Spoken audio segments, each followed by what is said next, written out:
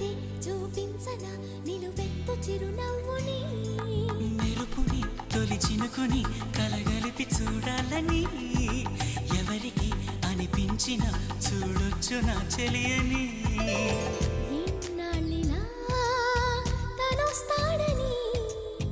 చూడాలట ప్రతి దారిని ఏ తోటలో తనందోనని ఎటు పంపను నా మనసుని